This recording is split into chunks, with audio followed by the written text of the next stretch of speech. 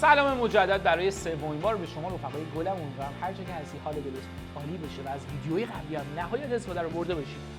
در این ویدیو میخوام راجع به مطلبی صحبت کنم که شاید انتظار نداشتید که این مطلب اینجا گفته بشه و اون مطلب چیه؟ بازار کسب و کار و خدمات و کالا.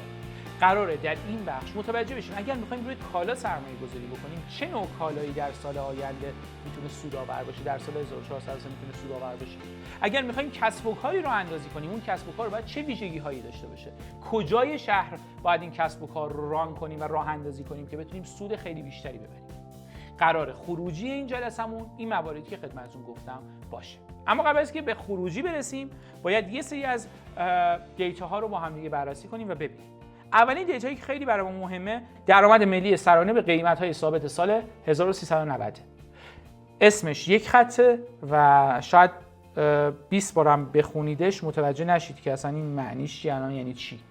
بخوام ساده براتون توضیح بدم بچه‌ها، یه خط کسری رو توی ذهنتون بکشید. تعداد کل خدمات و کالاها اگر ضرب در قیمتشون در سال 90 بشن و کل این رو تقسیم کنیم به تعداد جمعیت الان ایران میشه عبارت درآمد ملی سرانه به قیمت‌های ثابت 1390. یعنی چی؟ یعنی فرض کنید این گوی الان 50 میلیون تومان پولشه، درسته؟ 20 تا از این تو کل کشور فروش رفته. این سال 90 5 میلیون بوده. میایم 20 تای امسال رو ضرب در 5 میلیونی که قیمت این در سال 90 بوده میکنیم. به علاوه دوباره مثلا این تندیس مثلا 1 میلیونه، الان سال 90 50,000 تومان بوده. 19 تا از این فروش رفته. به علاوه 19 ضرب در مثلا 100,000 تومان میکنیم و همه کالاها و خدمات رو با ضرب در قیمتشون در سال 90 میکنیم و با هم جمع میکنیم و تقسیم بر تعداد جمعیت الان ایران میکنیم. حالا این چی رو داره من نشون میده؟ یه جورایی داره سرانه درآمدها رو نشون میده بدون در نظر گرفتن تورم و بقیه موضوعات و این رو مقایسه میکنه با سالهای گذشته. چرا ما سال 90 رو ملاک قرار میدیم؟ به خاطر اینکه میخوایم همه سالها رو با یک سال مقایسه کنیم که ببینیم این رفته بالا یا نه. مثلا من اگه سال 90 500,000 تومان حقوق میگرفتم و الان دارم 8 میلیون تومان میگیرم، خب اون موقع قیمت‌ها یه عددی بود، الان یه قیمت‌ها 20 برابر اون عدده. اوکی؟ پس نمیتونم بگم آقا حقوقا پس سعودی بوده. نه، لزوما ممکنه حقوق سعودی نباشه، ممکنه تورم بیشتر از سعود حقوقها باشه. اما موقعی که بیام یک سالی رو مرجع قرار بدم، مثلا مثل سال 90 و بگم آقا همه درآمدهای سالهای بعد رو با توجه به قیمت‌ها و هزینه‌های سال 90 در نظر میگیرم، عملاً برای من سنجش منطقی تر و قابل استنادتریه. چرا؟ چون یک مبدئی برای خودم تعریف کردم و سالهای بعد رو، حقوقهایی که برای سالهای بعد گرفته میشه رو بر اساس اون مبدأ دارم میسنجم. هرچند خطاهایی هم در این دیتا وجود داره، اون ارائه دهنده این دیتا ممکنه شرایطی هم کرده باشه، حالا کاری باش نداریم، ممکنه اون سالی که انتخاب میکنه سال درستی نباشه، سالی باشه که تورم مثلا خیلی بیشتر باشه یا خیلی کمتر باشه و یه مقدار دیتای خطا داشته باشه، ولی در کل با احتمالاً 90%، 85%، 90%، 95% این دیتای درست و قابل استنادی هستش. و طبق این دیتا ما داریم متوجه میشیم که سال 94 سرانه درآمد کشور و مردم پایین‌تر از سال 90 بوده، ولی در سال 96 بالاتر از سال 90 بوده و الان در سال 1401 آخرین دیتایی که البته داریم سال 1401 هست، در سال 1401 هم بالاتر از سال 90. و طبق روند سعودی که این داره در از سال 98 تا سال 1401 تقریباً 4 سال سعودی بوده، احتمالاً در سالهای آینده هم سعودی خواهد بود. و اگر این اتفاق بیفته در سال 1403 هم این روند سعودی باقی بمونه، به چه معناست؟ بیاید اسلاید بعدی بهتون بگم. قبل از اینکه بگم به چه معناست این دو تا نمودار رو براتون توضیح بدم. خب بچه‌ها، ما به صورت کلی 3 نوع کالا داریم: کالای پس، کالای عادی و کالای لوکس.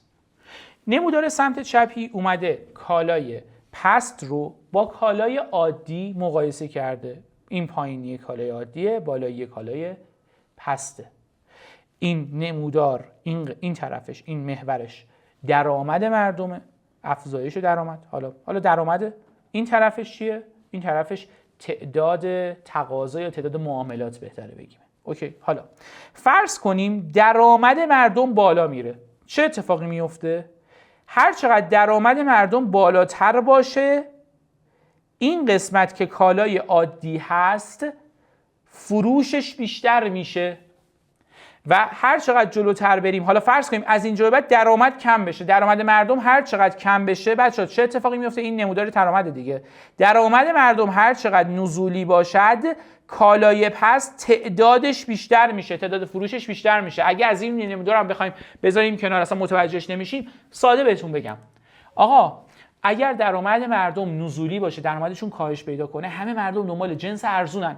به جای پیتزای لوکسی که مثلا توش گوشت مثلا نمیدونم یه چیز خاصی هست، میرن یه پیتزا 5 تومانی میخرن با نوشابه. سال چند بود من نمیدونم، یادم نیست، موقعی که ما دانشجو بودیم، دانش آموز بودیم فکر می‌کنم حتی، نه فکر کنم دانشجو بودیم، پیتزا 5 تومانی ها اومد. اوکی، دقیقاً در جای مناسب این اتفاق افتاد. چرا اومد؟ پیتزاهای ارزون رو آورد تو بازار، چون میدونست مردم درآمدشون داره کاهش پیدا میکنه و همه میرن سمت کالای پس. کالای پس منظور کالای کثیف و بد و اخ و اوخ نیستا، منظور کالایی هستش که مردم اگه پول داشته باشن اونو نمیخرن، میرن بهترشو میخرن. اوکی، مثلا ماشین های مثلا پراید های قبل سال 85 میشن کالای پست. اوکی، یا مثلا یک میوه لک و لوک داره ارزون میشه کالای پست. اوکی، بستنی خیلی عادی میشه کالای مثلا عادی، بستنی که توش طلا داره میشه کالای لوکس، بستنی کیمی ممکنه بشه کالای پست. اوکی، پس بچه‌ها کلا هر چقدر درآمد بیشتر بشه، کالاهای عادی فروششون بیشتر میشه. اگه ما درآمد خوبی داشته باشیم، همه مردم پولدارتر شن، همه میرن پیتزای روست بیف سفارش میدن، میرن چلو کباب میخورن، میرن چنجه میخورن. اگه درآمدها بیاد پایین، همه میرن فلافل میخورن، بندری دونون میخورن، که البته بندری دونون منم دوست دارم. اوکی، پس در نتیجه اگر برآیند تحلیل ما این هستش که درآمد مردم یا سرانه درآمدی داره افزایش پیدا میکنه، بهتره بریم سمت کالاهایی که کالاهای عادی هستند. اگه میخوایم تولید کنیم کالاهای عادی تولید کنیم، اگه میخوایم بفروشیم کالاهای عادی بفروشیم، اگر میخواهیم ارزم به حضور شما که سرمایه گذاری بکنیم کالاهای عادی رو سرمایه گذاری کنیم. در کنار اون اگر برآیند تحلیلمون اینه که در سال آینده احتمالاً سرانه درآمدهای مردم رو به نزول و کم قرار بشه درآمدها به نسبت تورم، بهتره بریم سمت کالاهای پست سرمایه گذاری کنیم. با توجه به دیتاهایی که به دست ما رسیده، اگر فرض کنیم که این دیتاها 100% صحت دارن و درستن، سال آینده احتمالاً درآمد ما صعودی باشه، تورم رو به کاهش بود و سرانه درآمد احتمالاً بیشتر خواهد بود به نسبت امسال یعنی سال 1402 و سال گذشته یعنی سال 1401. پس بهتره بریم رو کالاهایی سرمایه گذاری کنیم که کالای عادی به نظر بیان. برای اینکه ذهنتون یه مقدار از چارچوب بیاد بیرون، بذارید مثال دیگه بزنم. ببین ما میلگردهای مختلفی داریم، مثلا میلگرد امیرکبیر داریم، میلگرد اشتهارت داریم. میلگرد اشتهارت میتونه یک کالای عادی باشه، میلگرد امیرکبیر میتونه یک کالای میلگرد اشتهارت میتونه یک کالای پس باشه، میلگرد امیرکبیر میتونه کالای عادی باشه. خب یا یه میلگرد دیگه ممکنه مثلا میلگرد لوکسی به حساب بیاد. خب مثال ها صرفاً، یعنی میخوام بگم حتی از یک جنس ما یک طیفی داریم که پست تا لوکس به حساب میان. به طور مثال پراید سال مثلا 99 هم تولید شده، سال 90 هم تولید شده، سال 80 هم تولید داشته. پراید سال 80 کالای پست به حساب میاد، کالای پراید مثلا سال 99 کالای عادی به حساب میاد. اوکی؟ پس اینو متوجهش شدیم. پس من اگه میخوام تولید را بندازم، میرم سمت کالاهای عادی در سال آینده احتمالاً. اگر میخوام کالایی رو بخرم، اگه میخوام میلگرد بخرم برای ساختمانم ولی میخوام نگه دارم و میلگرد سرمایه گذاری بکنم، بهتره میلگرد عادیه رو بخرم نه میلگرد پسته رو. اوکی؟ این پس از این موضوع. اما قسمت دوم نموداری که ما اینجا داریم، یعنی سمت راست ماجرا، میاد کالای لوکس رو مقایسه میکنه با کالای عادی و قیمت رو در واقع داره مقایسه میکنه با تعداد معاملات یا تقاضا. تو قبلیه بعد شما داشتیم درآمد مردم رو مقایسه میکردیم با تقاضا یا تعداد معاملات، اینجا داریم قیمت رو با تعداد معاملات مقایسه میکنیم. این نمودارا رو برای چی اینجا گذاشتم؟ برای اینکه شما بدونید اگر میخواهید کسب و کاری راه اندازی کنید، کالایی رو بفروشید، باید قیمت گذاریش رو چجوری انجام بدید. البته که اینجا وقت نمیشه خیلی تخصصی راجع بهش صحبت کنیم. ما تو جلسات اینوست 360 که هر ماه برگزار میشه و کل سرمایه‌گذارها دور هم جمع میشن و دیتاهای تخصصی میگیرن از تحلیلگران ارشد تاپ اینوستور کلاب یا تیک، اونجا خیلی جزئی‌تر بچه‌ها تحلیل میکنن، ماه به ماه با هم دیگه میریم جلو. اما اینجا فقط دارم بهتون میگم که بدونید و هرچند کاربردی هم هست ولی خب نکات ریزی هم داره، تخصصی خیلی نمیشه واردش شد چون واقعا همین موضوع ممکنه 2-3 ساعت زمان ببره. خب بریم اینجا ببینیم. بچه‌ها با افزایش قیمت کالاهای عادی فروششون کمتر میشه. یعنی اگه شما مثلا یه کالای عادی دارید، مثلا یه پراید سال 90 دارید، سال 99 دارید، اینو اگه مثلا قیمتش 200 میلیون شما بذارید 300 میلیون، کسی نمیخره، میگن آقا گرون داری میدی. اوکی. ولی حالا فرض کن یه کت و شلوار فروشی تو بهترین خیابون تهران داری، اگه کت و شلوار تو بذاری 2 میلیون کسی نمیخره، میگن این به درد نمیخوره. ولی همون کت و شلوار رو بذاری 5 میلیون خیلی‌ها میان میخرن. چرا؟ چون کالای لوکسه، در فضا و در منطقه‌ای دارید کار میکنید که لوکسه همه چی. اوکی؟ پس اگر ما میخوایم کسب و کاری راه بندازیم، یا بریم سمت کسب و کارهایی که کالای عادی هستند و در اونجا باید قیمت رو بیاریم پایین، تعداد رو ببریم بالا، یا بریم سمت کالاهایی که لاکچری هستند و تا میتونیم قیمتشون رو ببریم بالا. پس یه بار دیگه بچه‌ها، اگه میخواید کسب و کاری راه اندازی کنید یا کسب و کاری رو راه اندازی کنید که کالای عادیه، قیمتش رو تا میتونید بیارید پایین که تعداد بیشتری بتونید بفروشید، یا کسب و کاری رو راه اندازی کنید که کالای لوکسه و قیمتش رو بالا بدید. کالای لوکس رو بیای با قیمت متوسط بدی ضرر کردی، کالای عادی رو بیای با قیمت متوسط بدی تا حدی ضرر کردی. اوکی؟ پس اگر کسب و کاری الان در ذهنته، ببین کالایی که داره تولید میکنه چه کالاییه. مثلا من کسب و کاری که تو ذهنمه جواهر فروشیه، کالایی که دارم تولید میکنم جواهره، پس بهتره قیمتش رو تا میتونم، تا جایی که اجازه میده به من، که تو اسلاید بعدی میگم تا کجا و چگونه، تا جایی که اجازه میده این جواهرامو باید گرون بفروشم چون لوکسه. حالا نه، من تو فکر تولیدی یک مثلا تولیدی کفشم، تا جایی که میتونم کفشمو باید ارزون بدم. چرا؟ چون بچه‌ها نگاه کنید، قیمت میاد پایین، تعداد معاملات میره بالا، بیشتر ازتون میخرن تو کالای عادی.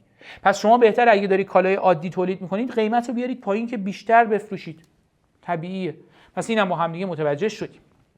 خب حالا یه نکته دیگه من لازم اینجا بگم، اگر میخواهید اگه جواهر فروشی دارید لطفا نرید مثلا تو پایین شهر تهران بزنید جواهر فروشیتون، برید تو بالا شهر تهران بزنید. اگر میخواهید یک کفش برند نفروشید، مثلا یک کفش عادی بفروشید، کفشای تولید داخل، نایک و آدیداس و نمیدونم فندی و لوئیس ویتون و اینا نفروشید و یه کفش عادی تولید داخل بفروشید، بهتره برید پایین شهر یا وسط شهر. اوکی؟ چون اینجا لوکسه و لوکس نمیاد با قیمت عادی از شما خرید بکنه. اوکی؟ نمیاد کالای عادی و قیمت عادی رو از شما بخره. بچه‌ها اینا خیلی مهمن. حالا اینا خیلی قشنگتر جزئی‌تر هم میشن. ما تو قیمت گذاری محصولاتمون، حالا من همونطور که میدونید 3-4 تا بیزینس دارم، از ساخت و ساز گرفته تا بحث‌های دیگه، تو قیمت گذاریشون میایم از مشاورین تیک استفاده میکنیم. من خودم به شخصه استفاده میکنم، دیتاهامو بهشون میدم و بهم میگن دقیقاً شما تا چه قیمتی میتونید قیمت محصولتون رو دقیقاً چه عددی بذارید بیشترین سود رو میبرید. اوکی؟ این خیلی جذابه، خیلی جذابه، واقعا جذابه. خب و اقتصاد خوردن به حساب میاد. حالا خب بریم اینجا یه نمودار دیگه هم بچه‌ها داریم، انواع کسب و کارها و کالا و خدمات از دید کشش. یعنی چی از دید کشش؟ بچه‌ها فرض کنید من این پیتزا، این فرض کنید پیتزا، خب مرزهای فرض کنید جابجا کردیم. فرض کنید پیتزا، من این پیتزا رو 100,000 تومان دارم میفروشم، یه تعداد مشتری هم دارم.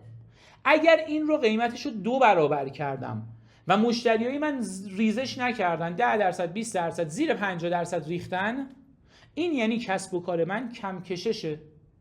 ولی اگر من قیمت پیتزامو 2 برابر کردم، یهویی 90% از مشتریای من پریدن، اصلا دیگه نیومدن ازم بخرن، این یعنی کسب و کار من پرکششه. در کسب و کارهای کم کشش بهتره شما قیمت محصولتون رو ببرید بالاتر تا جایی که راه داره. چرا؟ چون هر چی میبرید بالاتر آنچنان خریدارهاتون نمیریزن، تعدادشون آنچنان کم نمیشه. اما در پرکشش بهتره قیمت رو بیارید پایین. چون به محض اینکه یه مقدار قیمت رو ببرید بالا، خریدارهاتون به شدت کم میشن. مثال بزنم براتون، میوه فروشی پایین شهر تهران، به محض اینکه موز رو مثلا از 20,000 تومان یکی بکنه 30,000 تومان، همه میرن از اون همسایه، از اون یکی میوه فروشی میخرن که 25,000 تومانه و اصلا این ورشکست میشه.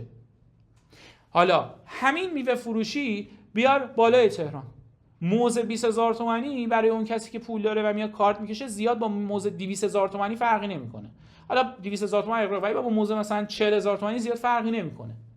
پس عملاً اون میوه فروشه چه 20 تومن رو بده 25 تومن، چه بده 40 تومن، زیاد تفاوتی نداره.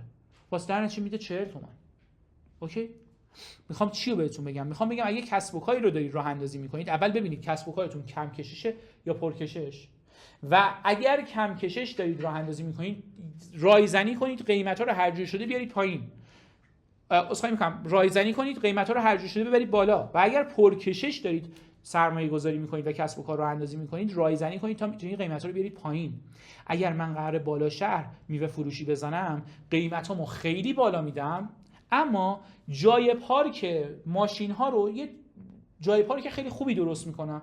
جلوی میوه فروشیمو 2 تا نگهبان میذارم، اصلا پارکبان میذارم که هر کی اومد راحت بیاد پارک کنه و ماشینش هیچ آسیبی نرسه. میام کولر درست حسابی میذارم، نمایشگرای بزرگ میذارم، ولی اون ور موز 20,000 تومانی میدم 60,000 تومان، 50,000 تومان، 100,000 تومان. اما اگر قراره پایین شهر من معاملاتی رو انجام بدم یا جای متوسطی از شهر رو، موز 20,000 تومانی رو میرم از اون، به جایی که برم مثلا از بازار میوه بخرم، میرم زمینش رو میخرم، موزه رو خودم پرورش میدم به طور مثال بچه‌ها، و اون که اون قیمت تمام شده برام ارزونتر در بیاد که بیام پایین شهر بفروشم که تعداد نفرات بیشتری بیان ازم خرید کنن. اوکی؟ پس در نتیجه الان کلیدواژه‌های خیلی خفنی گفتم برای کسانی که میخوان کسب و کار راه اندازی کنن.